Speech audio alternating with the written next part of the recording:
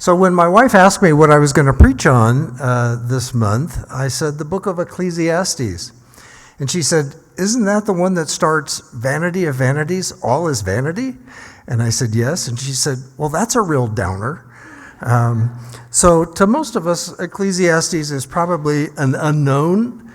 And if we know anything about it, it does seem a little confusing and maybe even, yes, a downer.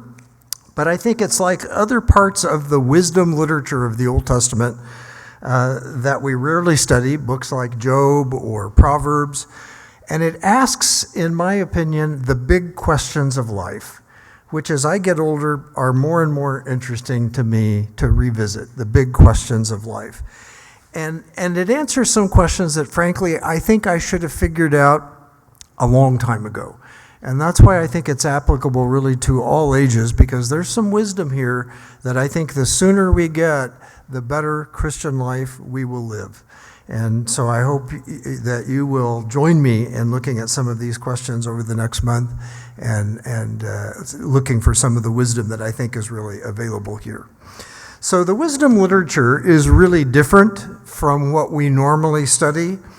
As one commentary says about the book of Ecclesiastes, this book defies any logical analysis. It doesn't move from point A to point B to point C. It doesn't organize like any sermon that you've ever heard. Rather, it seems to go round and round in circles. And we're not even sure who wrote the book. Many people think King Solomon wrote the book, and there's a case to be made for that. But there's also a case to be made that he didn't write the book. And in a sense, we don't care. It's simply referred to in the book as the preacher, and really that's good enough for our purposes. And the book is, as I said, is full of questions that really need to be dealt with. It's about how to live and how to die. And those are two things that we're all going to do. We're going to live and we're going to die. And so I think if you'll be patient with the book and let it probe you and test you and teach you, I think there's a very good chance that that will happen. So let me begin this morning by asking, when is the last time that you had an Ecclesiastes checkup? I'm going to take a wild guess. How about never? I'm guessing that most of us have never had an Ecclesiastes checkup. But what we're going to do today is let Ecclesiastes look under our hood.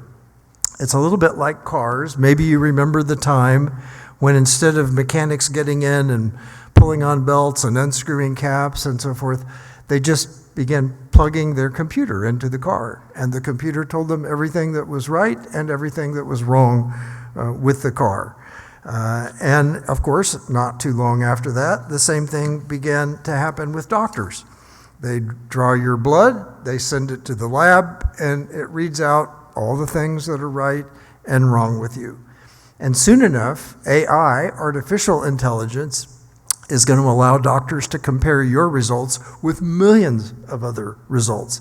And perhaps you will learn even more about what's going on inside your body. So what I'd like you to imagine this morning is that you are plugging your life into the wisdom of Ecclesiastes.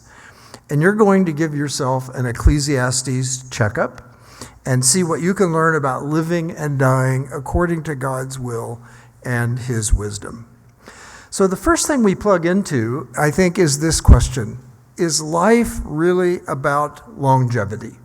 How long we're going to be on this earth? Vanity of vanities, all is vanity, the book starts out. But I think as the men discovered when they did, I understand the men did a Bible study on Ecclesiastes not long ago, that even though that word is translated in the King James as vanity, and if you read, as I do, the New International Version, it's the very similar word meaningless. This word is translated elsewhere in the Bible, and I think it would have been better translated here as fleeting or a breath or a vapor. That same word is used in Psalm 144 and verse 4, when the psalmist said, "Man is like a breath, a passing shadow." And I think that's exactly what the word means here, that our lives are like a breath or a vapor or just a passing shadow. Of course, when we're young, we don't think about death. We feel like we're going to live forever. We don't even consider the possibility of death. And then Kobe Bryant, maybe the best basketball player of his time, crashes in a helicopter, and his life is over at age 41 with a wife and young children and tons of money and talent, but he's gone. His life, like the rest of life, turns out to be a mist and a vapor. So if you plan to live forever, if you don't even think about death, if you trust that science is going to help us live an extra decade or two, Ecclesiastes says wisdom is not about the longevity of life.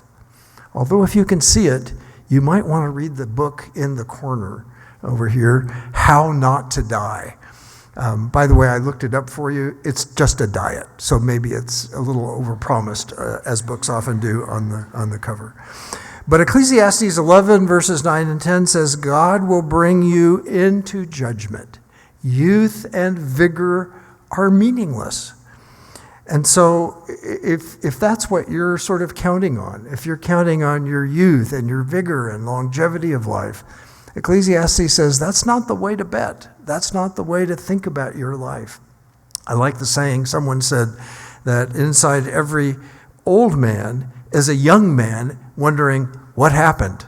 I can relate to that. So Ecclesiastes says, no, life is not about longevity. It's a breath. It's a vapor. It will soon pass. Is life about working harder? So if I'm only here for a short time, clearly I need to work harder.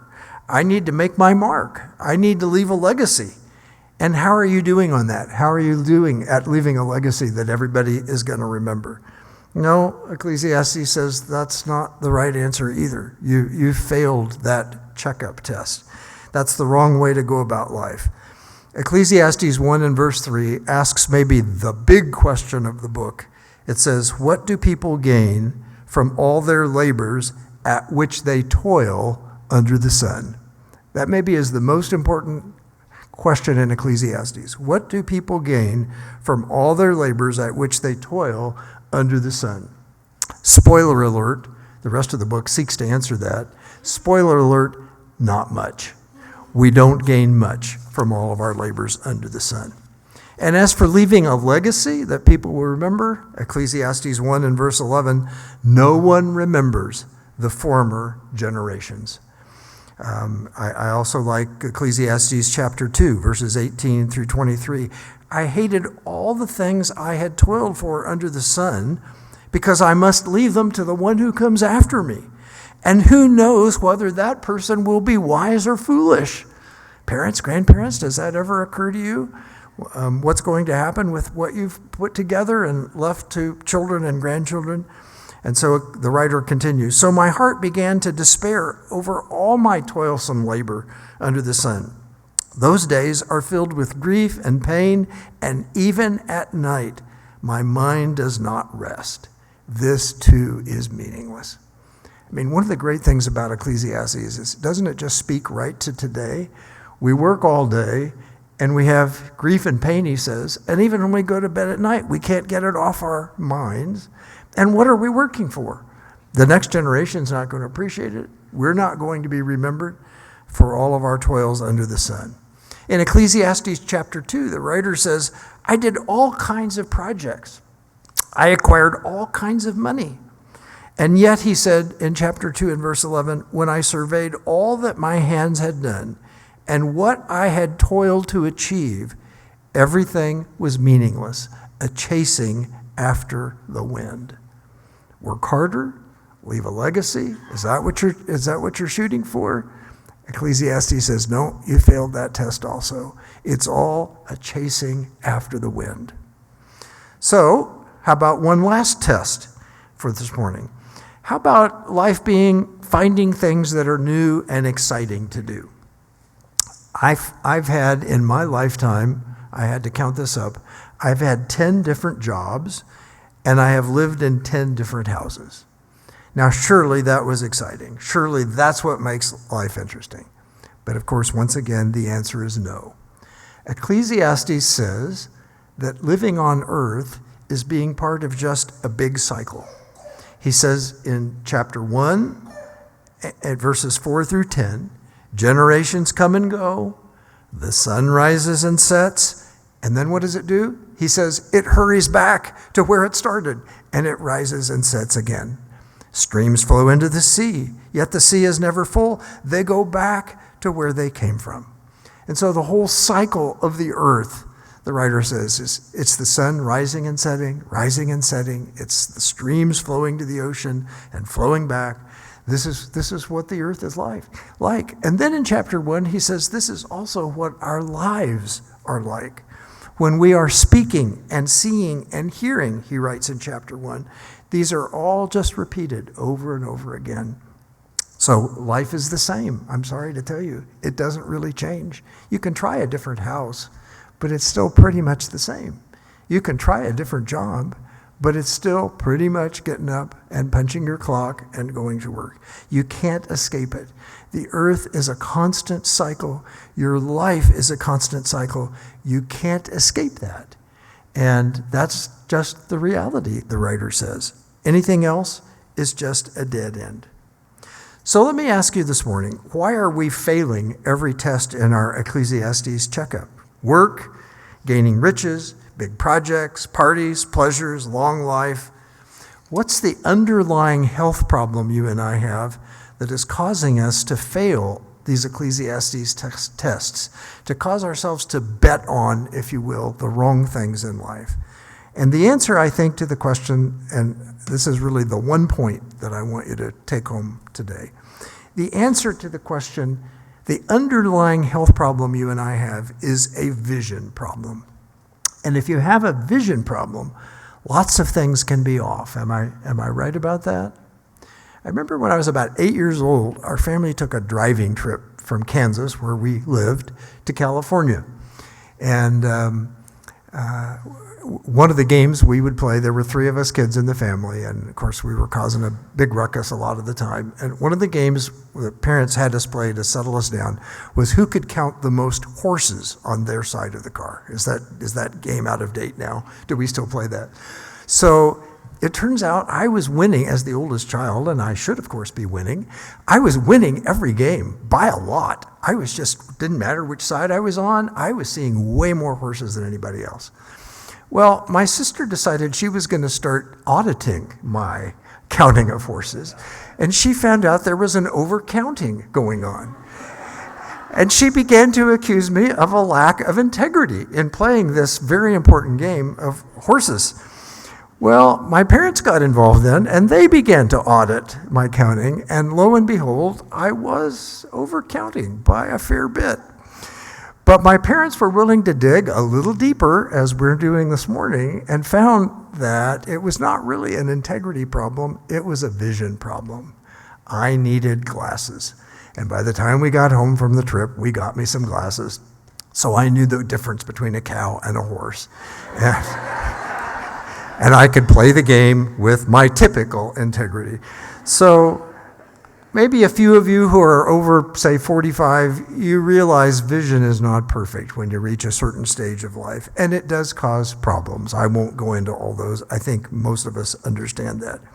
And our vision also has to be set on the right target. This is what I want to underscore now. We learned in driver's education that you can't look right in front of the car, even though you want to do that, because that's where the power is and that's where the danger is and so forth. But what they teach you in driver's ed is you must take the long view, and your car is going to end up safe and in the right places, not by looking at what's right in front of you, but by looking further ahead and allowing the car to be guided by that, to get the car aimed in the right direction. And this is exactly the problem with our Ecclesiastes vision. All of these things that we are looking for, and the writer of Ecclesiastes said he had been looking for his whole life, they're too narrow. They're too close to home. They're right in front of the car. And we have to be looking out further to drive this car called our lives. So, here is the point. Eyes on eternity. This, I think, is the first and one of the most important lessons from Ecclesiastes. We have to be putting our eyes on eternity. And here I think is another key verse from the book, Ecclesiastes 3 and verse 11. God has set eternity in the hearts of men. God has set eternity in the hearts of men. Everybody is going to die. He says in Ecclesiastes chapter 9, he actually says it in the whole book, but I'm quoting from Ecclesiastes 9, verses 2 and 3. Everybody is going to die someday. Death comes to the godly and to sinful people alike. Death catches up with all of us. So we need to have our eyes on this central fact of life. The whole reason life seems so brief and even meaningless is that we're all going to die, and we're probably going to die sooner than we are ready. But if we are living right, if we are wise, we realize God has given us a second set of eyes. We have the eyes of the head, certainly, and we're very familiar with those. But we also have eyes of the heart. God has put eternity in our hearts, and he has given eyes of the heart so that we can see eternity in our lives. And so the point, I think, of this part of the teaching of Ecclesiastes is to refocus and rethink all of life by putting eyes on eternity. Jesus taught this kind of vision to those who flunked the Ecclesiastes eye test. He says in Matthew 6, verses 19 to 23, "Do not store up for yourselves treasures on earth, where moths and vermin destroy, and where thieves break in and steal. But store up for yourself treasures in heaven," the long view. "For where your treasure is, there your heart will be also." And then he continues in that same chapter with our very theme here. The eye is the lamp of the body. If your eyes are healthy, your whole body will be full of light. But if your eyes are unhealthy, your whole body will be full of darkness. And so the point is, instead of going through our daily walk thinking about what's right in front of us, how could we store up more money? How could we save more money? What about inflation and prices? See, setting our eyes on eternity asks a whole different question. How can we be laying up treasures in heaven? How can you treat other people in such a way as to lay up treasures in heaven? How can you help someone in need to lay up treasures in heaven? How can you be kind to lay up treasures in heaven? How can you share Jesus with someone to lay up treasures in heaven? How can you give a word, just a word of hope or a word of encouragement to someone to lay up treasures in heaven? Because these are the places where eyes on eternity will focus.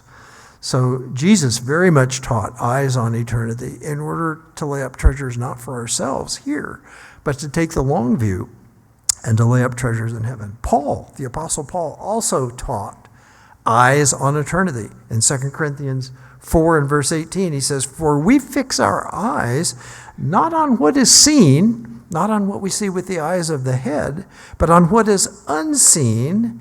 Since what we see with the eyes of our head, since what is seen is temporary, but what is unseen is eternal."